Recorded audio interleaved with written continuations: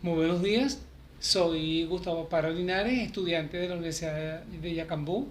Esta es la asignatura de Psicología Clínica impartida por la profesora María Lourdes Linares, y esta es la parte que me corresponde, que es la formulación etiológica. Es de alguna manera una de las partes más esenciales e importantes en todo el recorrido y proceso que se toma en cuenta a la hora de abordar un caso específico, a la hora de abordar una psicopatología, y que definitivamente quien necesita respuesta a ello es el paciente o es el cliente. Por ello estamos aquí nosotros como psicólogos en formación. Cuando nosotros abordamos lo que es la formulación etiológica, lo primero que tomamos en cuenta son los elementos y factores que se concatenan, que se unen para poder hacer el abordaje mucho más efectivo y dar una respuesta a ese constructo y a ese fenómeno específico dado en cada persona. Cada individuo es único, cada individuo es muy particular. Entonces, lo que es una realidad para uno en su comportamiento y conducta, no lo es para otro o para el colectivo.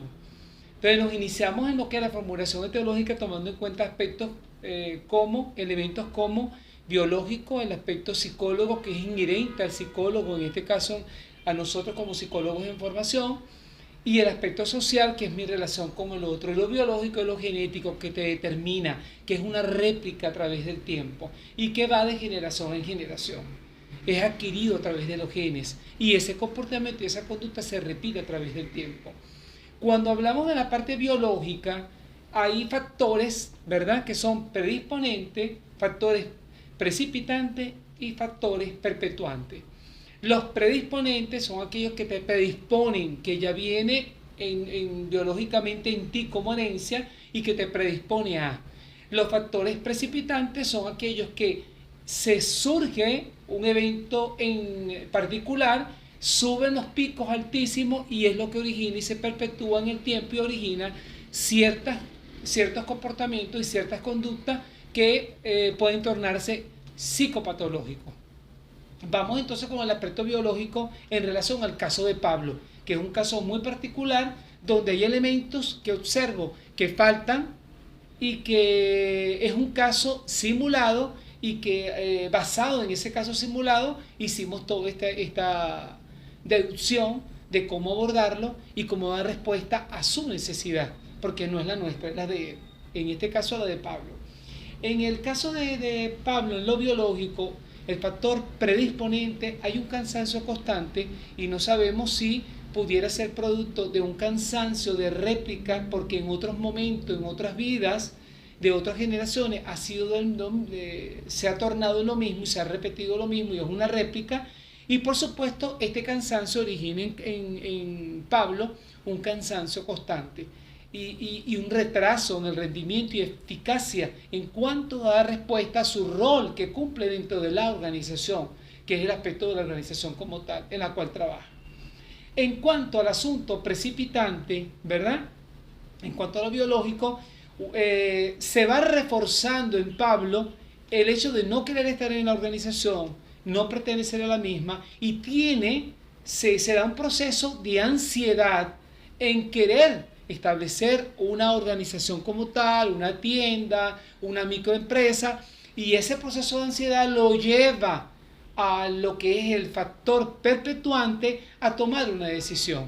Esta decisión, ¿verdad?, que es la que desea Pablo que sea un cambio para él significativo, de éxito, es lo que lo lleva, a tomar una decisión. Que la decisión sea buena, mala, efectiva, asertiva, va a depender de lo que él tomó en cuenta como ser humano para dar ese paso. Más aún cuando se tiene una familia, más aún cuando se tiene una hija, una esposa, en la cual necesita para dar ese paso separarse de ella. En este caso se produce un abandono. En cuanto a lo psicológico, el elemento psicológico, que es el aspecto que nos interesa como psicólogos en formación, hay un factor predisponente que se produce una dicotomía en Pablo. pareciera ser que quiere dar el paso y a la vez no. Es como paradójico. Es como por más que yo quiero hacer, no lo quiero hacer porque voy a abandonar a mi hija y voy a abandonar a mi esposa. Y es predisponente porque no sé si eso tiene que ver con un apego ambivalente, porque hay dos tipos de apego, un apego que es seguro y un apego que es inseguro, y hay un ambivalente que no es ni seguro ni inseguro, pero la persona está en el medio y no haya qué hacer. Y ante esa pregunta del yo, por supuesto, hay un deseo de avanzar interno en Pablo, de avanzar, de alcanzar el éxito, de progresar, y sobre todas las cosas, la parte económica, que es lo que lo lleva de alguna manera socialmente a ello, que lo vamos a ver ahora en el aspecto social. ¿Qué es lo precipitante en Pablo? Cuando Pablo se va, que tiene un tiempo determinado, que vale mucho porque es un tiempo de vida útil, es un tiempo que tú estimas para dedicarte a esa organización como tal, él se da cuenta que nada sale como él lo esperaba. Y ahí comienza a tener Pablo picos que suben, que bajan, que suben, que bajan, que están referentes a su comportamiento, que le van como abonando al comportamiento y a la conducta, estados de ánimo perturbadores, problemas con el sueño, pérdida de peso. Hay una situación en la cual él lo manifiesta, que dice que se siente estresado, se siente deprimido, y él mismo lo manifiesta, lo verbaliza, y sobre todas las cosas también se descuida él mismo físicamente. Hay un descuido en cuanto al mantenerse como persona, y por supuesto hay una irritabilidad evidente. Esto, por supuesto, esta situación precipitante es lo que desborda en Pablo una inestabilidad emocional en cuanto a qué hacer, qué voy a hacer. Tanto así que lo lleva finalmente a traspasar la empresa, porque ni siquiera puede contratar a un trabajador que lo apoye para él poder hacer otras cosas y avanzar. Como no puede pagarlo, no lo puede hacer, entonces hay una disminución y la irritabilidad aumenta, y los niveles de depresión también. Y por supuesto, en Pablo se presentan pensamientos rumiantes, pensamientos catastróficos, que lo llevan, ¿verdad?, de alguna manera a ir al pasado, porque son culpas. Esta culpa que tiene Pablo es típico en las personas depresivas. Entonces, como Pablo no está en el presente, ¿verdad?, al principio estaba en el futuro por la ansiedad que tenía de montar una empresa, una tienda, pero lo lleva al pasado porque hay pensamientos rumiantes que le dicen: ¿por qué no lo logré? ¿Qué pasó conmigo? ¿Qué pasó en este trayecto? ¿En qué me equivoqué? ¿Qué no hice bien? ¿Qué hice? ¿Qué no pude? ¿Qué pude hacer y no lo hice? Entonces, ante estos pensamientos rumiantes, por supuesto que aumentan los niveles de depresión. Ahí en Pablo se da una autodescalificación que tiene que ver con los procesos de autoestima, que tanto te quiere, que tanto te aceptas como tal, y que tanto aceptas esta realidad en la cual estás involucrado, y que tienes que dar y que necesitas, no es que necesita Pablo dar una respuesta. En cuanto al elemento social, también está el aspecto predisponente, que es la parte económica, que por eso es que Pablo da el paso. El hecho de no contar económicamente para dar respuesta a sus propias necesidades, origina en Pablo todo este acontecer de querer mejorar, de querer avanzar. Y en los precipitantes es cuando él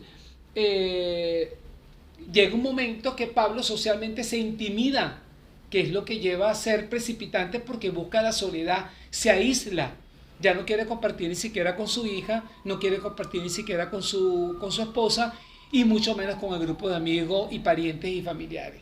Esa soledad, ese aislamiento es precipitante para que origine en Pablo como factor perpetuante lo que se denomina una gran irritabilidad, una gran rabia por el pasado, por lo que ocurrió, y esto tiene que ver con situaciones abiertas, situaciones inconclusas, que Pablo inclusive en ese proceso ni siquiera pudo contratar una persona, ir a un especialista, ir a un profesional en materia que pudiera tenderle la mano y montar los experimentos adecuados desde lo que es el campo de la psicoterapia para que Pablo descubriera qué hacer, porque quien elige qué hacer es el paciente. En este caso es Pablo, no el psicoterapeuta. El psicoterapeuta arma todo un escenario psicoterapéutico, un experimento donde él pueda descubrir, más que dar un consejo, que descubra Pablo qué quiere para su vida y cómo salir de ese hueco, porque es un hueco donde está y necesita salir, y la única manera de salir es con una ayuda profesional. Y por supuesto lo que va a ir llenando ese hueco, él lo va a ir reconstruyendo, pero es Pablo con elementos nuevos, es recursivo. Todo lo que agregas, incorpora nuevos en ese proceso, es lo que ayuda a Pablo a salir de ese hueco donde está, que en este caso es la soledad, el dolor, la queja constante porque me siento mal, porque no puedo. Ese no puedo es también típico de un neurótico, de decir no puedo tal cosa, el sentimiento de culpa, la retrospección, ¿verdad? Porque eso es una retrospección. Cuando yo me aporreo, cuando yo me saboteo y cuando yo me bloqueo a mí mismo, esto se está dando un proceso de retrospección que en el campo de la psicoterapia tiene que ver con personas que están deprimidas y específicamente necesitan ayuda y con premura, urgente. Seguidamente, una vez que se abordó esta formulación etiológica de dónde podría venir la enfermedad, había que considerar criterios claros para definir en dónde está Pablo, si era un proceso de ansiedad como tal o era un proceso de depresión. Primero consideramos, de acuerdo al DSM-5, ¿verdad?, que es la Biblia del psicólogo y del profesional de ayuda, y consideramos 5 aspectos importantes. En Pablo, pérdida del trabajo, ¿verdad?, que origina en él todo un acontecimiento y un bajón. Hay un distanciamiento con respecto a la familia. Tercero, hay una pérdida del proyecto pensado y llevado a la acción sin ningún éxito. Ahí se siente abatido, hay un descuido personal, hay un decaimiento en cuanto al vivir y algo que no puede recuperar, porque ya eso quedó en el pasado y no hay vuelta atrás. Y ante eso necesita Pablo enfrentarse, vivirlo, experimentarlo y saber qué hacer, qué puedo hacer ante mi realidad, qué escojo, qué elijo para avanzar, para seguir. Y por supuesto se contrastó este aspecto de la depresión, se contrastó de acuerdo a lo que es nuestra Biblia, nuestro libro, nuestra gran fuente, que es DSM-5 y CIE-10, se contrastó con criterios propios de la ansiedad para comparar, descartar y saber realmente si es depresión y si tiene elementos también de ansiedad. En cuanto a lo que es la ansiedad, las personas que tienen pasan por procesos de ansiedad, primero hay un miedo excesivo, un miedo a muchas cosas, a lo que viene, a lo que estoy experimentando. Hay un apego, que era lo que yo nombraba al principio, hay cierto apego, hay una preocupación excesiva por ser secuestrado, por perderse, por tener algún accidente, por alguna enfermedad. Hay una resistencia a estar solo. Y finalmente hay quejas repetitivas por el síntomas físicos, como se siente Pablo. Me siento deprimido, estoy abatido, no quiero comer, tengo problemas con el sueño, no quiero ni siquiera asearme. Y ese es el único, el de las quejas, es el único criterio que cuando se contrasta con depresión tiende a concatenarse, es el único.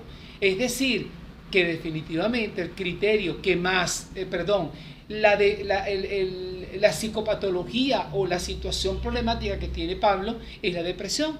Ahora, yo diría que iría de moderado a mayor. Por ello es que Pablo, con ello no descarto que la ansiedad es producto también y está involucrada al principio. Sin embargo, la depresión de moderada a mayor es la que se observa en Pablo. Y es cuando necesita realmente una ayuda urgente. Aparte de esto, seguidamente se hace una declaración concluyente. En esta declaración concluyente, que es un análisis, un informe que uno hace como psicólogo en formación y psicólogo ya activo, en esa declaración concluyente podemos concluir los siguientes aspectos que son relevantes para el caso de Pablo específicamente, que es un caso que lo vemos simple, pero no es simple, es complejo, es muy complejo por las aristas que hay, pero hay que definir realmente qué es lo que tiene y dar respuesta a ese constructo y a ese fenómeno. En primer lugar, en cuanto a lo biológico, observamos que el factor predisponente, el sujeto, que en este caso que es Pablo, posee una carga de capacidad energética con influencia emocional. Al principio lo biológico, que se basa al futuro, quiere mejorar, originando cansancio, ¿verdad? Porque no es lo que él quiere, afecta el rendimiento. Y en cuanto a lo biológico, en cuanto a lo precipitante, lo que origina que Pablo tome la decisión de formar una organización, de crear una tienda, es que hay una constante emocional que aumenta, que es el cansancio. Y este cansancio se evidencia tanto así que producen en Pablo un decaimiento, un cansancio y busca otra opción. Y en la búsqueda de otra opción es tener su propia empresa. Buscando éxito, buscando mejorías económicas y dar respuesta así, ayudar a su familia, a su hija y a su esposa. Una hija de 4 años y una esposa que, según lo que se lee, hay una buena relación entre ellos. O hay una relación efectiva, por no darle un calificativo de buena, es efectiva.